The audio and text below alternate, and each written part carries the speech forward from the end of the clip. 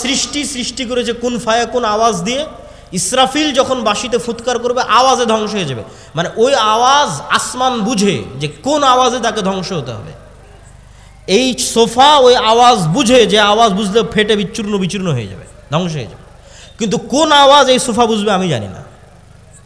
এই জন্য রাসূল সাল্লাল্লাহু আলাইহি ওয়াসাল্লাম বলছে কিয়ামতের পূর্ব মুহূর্তে শহর বিজয় হবে মুসলমানদের আল্লাহু আকবার আওয়াজে শহর বিজয় হয়ে যাবে। নেন, ইরানের এই যে বিজ্ঞানীদের হত্যা করা হলো, হামাসের নেতাদের হত্যা করা হলো ওয়েভ দিয়ে, মোবাইলের বিস্ফোরণ।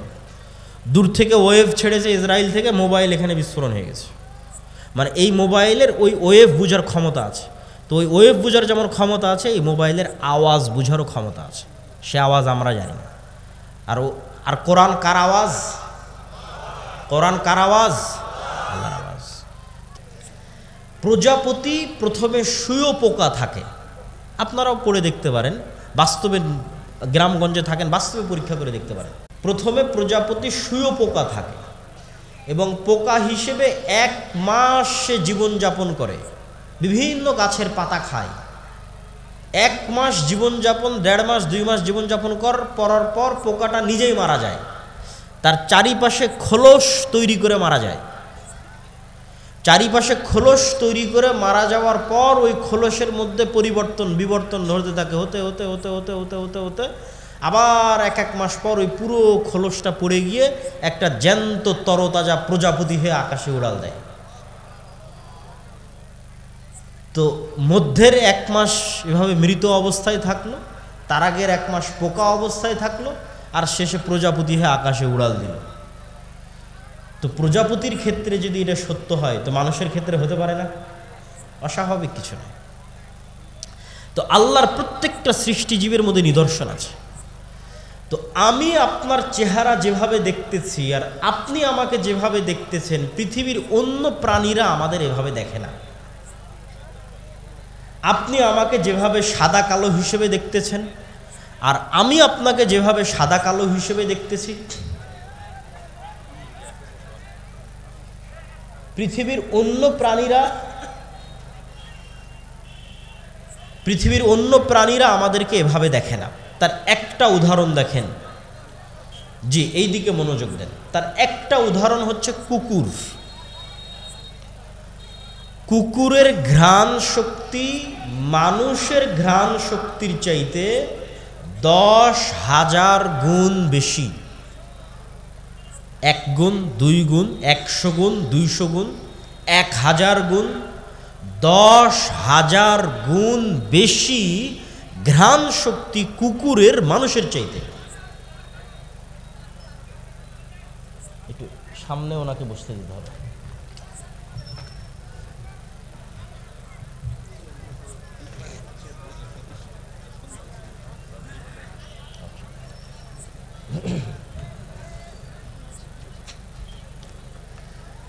আমরা সবাই একটু, যেহেতু মেহমান চলে এসেছে, আমরা সবাই একটু শান্তভাবে বসে পড়ি।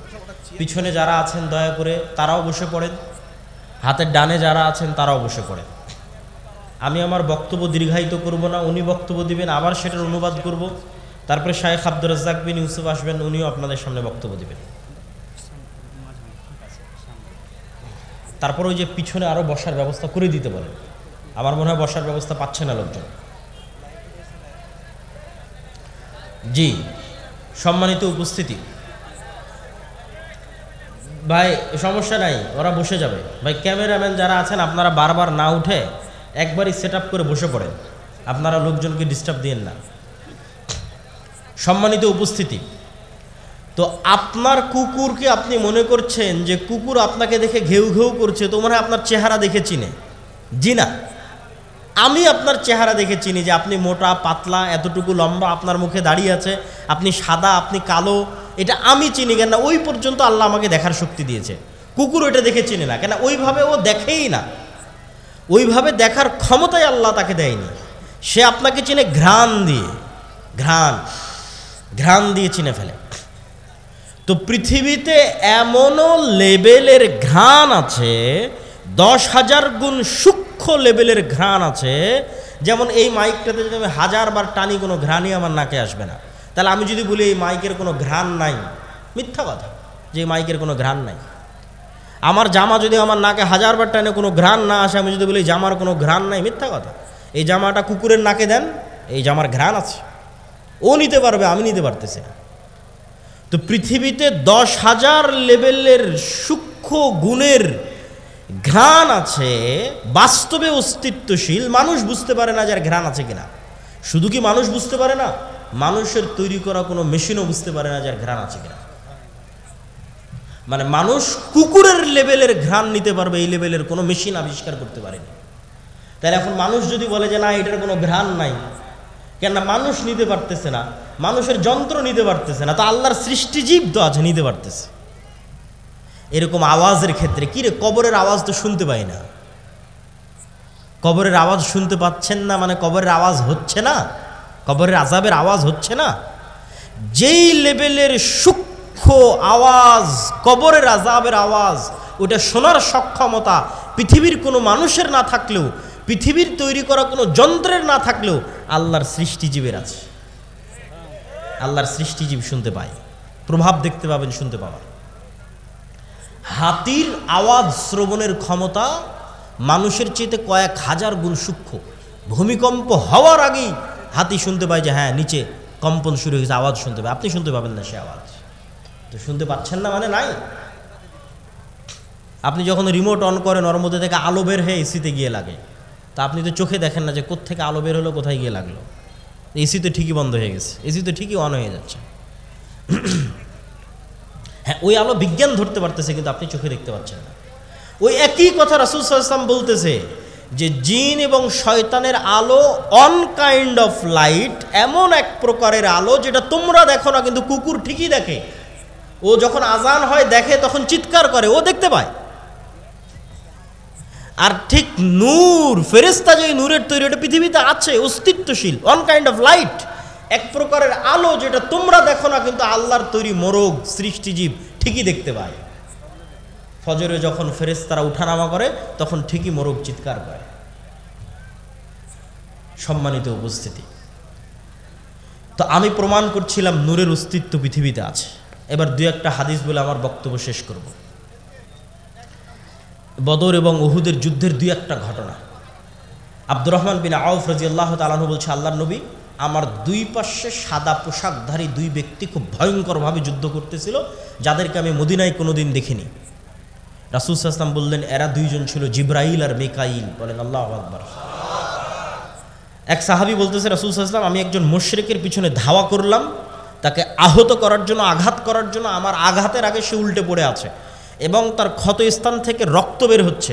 রাসূল সাল্লাল্লাহু আলাইহি ওয়াসাল্লাম বললেন, এটা তৃতীয় আসমান থেকে আসা ফেরেশতা ছিল। এগুলো ঘটনার অভাব নাই।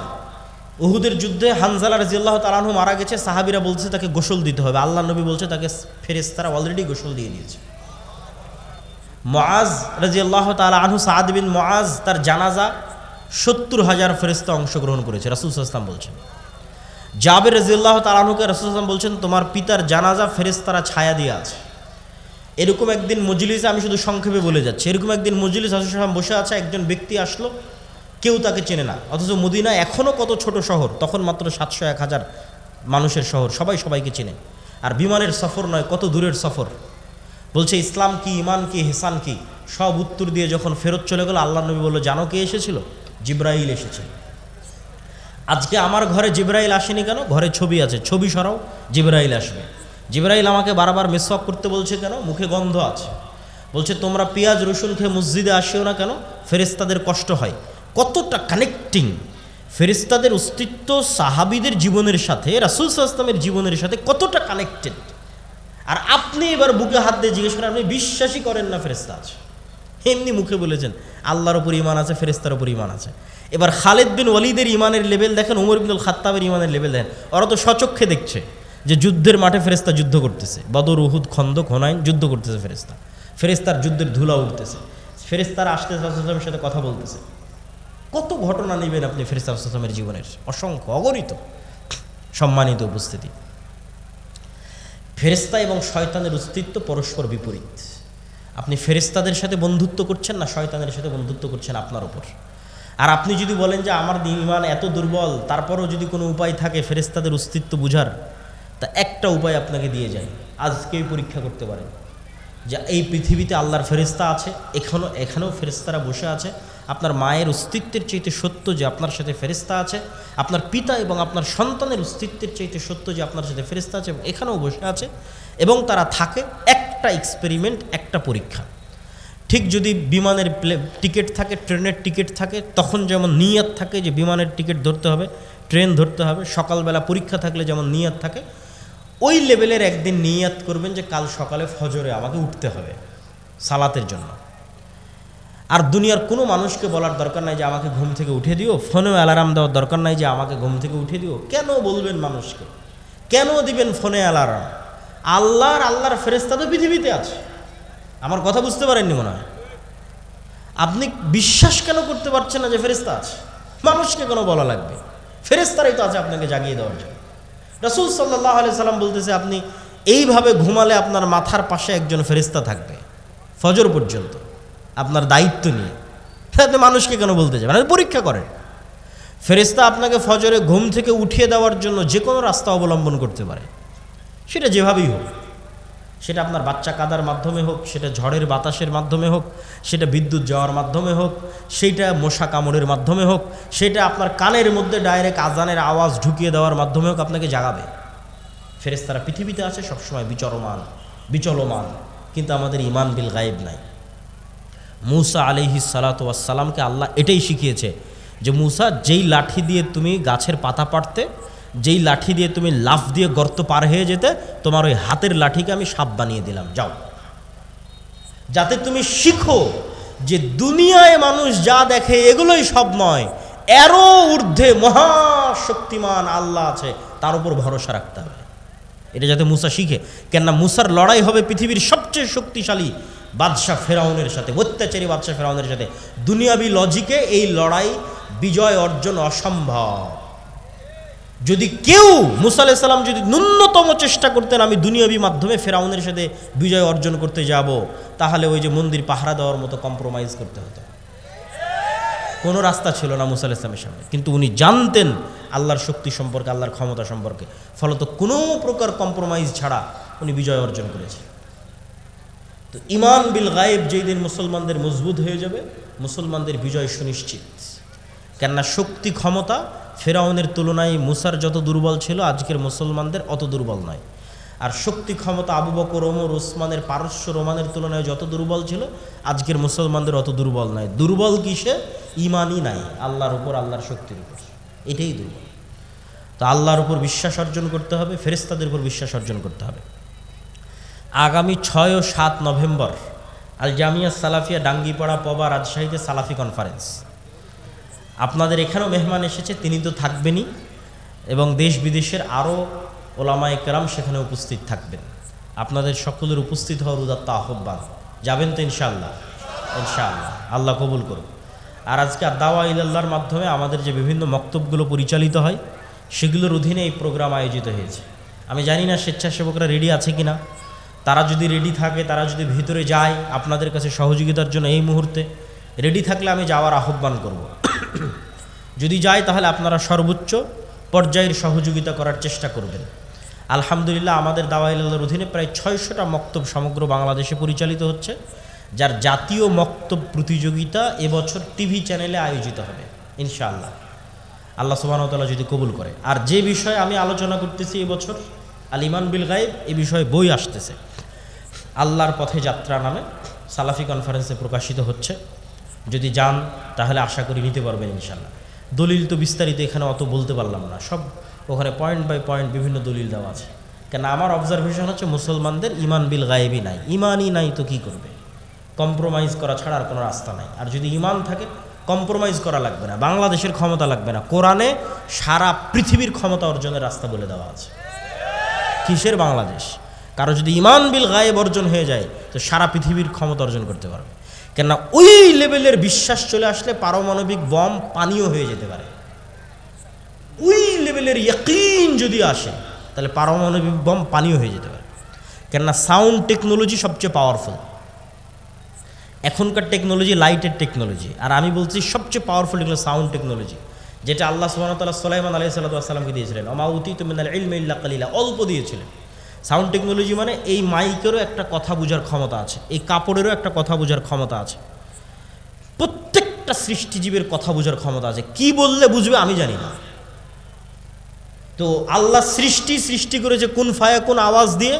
ইসরাফিল যখন বাঁশিতে ফুৎকার করবে আওয়াজে ধ্বংস হয়ে যাবে, মানে ওই আওয়াজ আসমান বুঝে যে কোন আওয়াজে তাকে ধ্বংস হতে হবে। এই সোফা ওই আওয়াজ বুঝে যে আওয়াজ বুঝলে ফেটে বিচূর্ণ হয়ে যাবে, ধ্বংস হয়ে যাবে, কিন্তু কোন আওয়াজ এই সোফা বুঝবে আমি জানি না। এই জন্য রাসূল সাল্লাল্লাহু আলাইহি ওয়াসাল্লাম বলছে কিয়ামতের পূর্ব মুহূর্তে শহর বিজয় হবে মুসলমানদের আল্লাহু আকবার আওয়াজে শহর বিজয় হয়ে যাবে। নেন, ইরানের এই যে বিজ্ঞানীদের হত্যা করা হলো, হামাসের নেতাদের হত্যা করা হলো ওয়েভ দিয়ে, মোবাইলের বিস্ফোরণ। দূর থেকে ওয়েভ ছেড়েছে ইসরায়েল থেকে, মোবাইল এখানে বিস্ফোরণ হয়ে গেছে। মানে এই মোবাইলের ওই ওয়েভ বোঝার ক্ষমতা আছে। তো ওই ওয়েভ বোঝার যেমন ক্ষমতা আছে, এই মোবাইলের আওয়াজ বোঝারও ক্ষমতা আছে। সে আওয়াজ আমরা জানি না। আর কোরআন কার আওয়াজ? কোরআন কার আওয়াজ? আল্লাহর আওয়াজ। তাহলে সবচেয়ে শক্তিশালী টেকনোলজি মুসলমানদের কাছে আছে। এরা গেছে কম্প্রোমাইজ করতে। কিন্তু কোরআনের অপমান, দিনের অপমান, ইসলামের অপমান। কম্প্রোমাইজ ছাড়াই বিজয় সম্ভব যদি ঈমান বিল গায়েব থাকে। আমি আমার সংক্ষিপ্ত বক্তব্য এখানেই শেষ করছি এবং এই মুহূর্তে আপনাদের সামনে আল্লামা সাহেব বাইট কিয়া তকলিফ করেন यहाँ पे वहीं पे ঠিক। তো এখন আপনাদের সামনে বক্তব্য নিয়ে আসবেন পাকিস্তানের আল্লামা ইহসান ইলাহি জহির রাহিমাহুল্লাহ। মোটামুটি যারা আহলে হাদিস আছেন বা টুকটাক আহলে হাদিস আলেম ওলামাদের চিনেন, তারা আল্লামা ইহসান ইলাহি জহির রাহিমাহুল্লাহকে চিনার কথা। ইহসান ইলাহি জহির রাহিমাহুল্লাহকে চিনেন বা তার বক্তব্য দুই একবার শুনেছেন, এরকম কেউ আছেন? মাশাআল্লাহ, জাযাকাল্লাহ খায়র, বারাকাল্লাহ ফিক। ওনার আপনি ইউটিউবে গিয়ে সার্চ দিলেই পাবেন আল্লামা ইহসান ইলাহি জহির। ওনার বক্তব্যের যে আওয়াজ, যে ভাষা, যে দাপট, এই রকম ভারত উপমহাদেশে নিকট অতীতে জন্মগ্রহণ করেন। তো ওনার সেই সুযোগ্য বাবার সুযোগ্য সন্তান আল্লামা ইবতিসাম ইলাহি জহির হাফিজাহুল্লাহ, তিনি পাকিস্তান থেকে বাংলাদেশে এসেছেন আমাদের 6 এবং 7 নভেম্বরের সালাফি কনফারেন্সকে সামনে রেখে।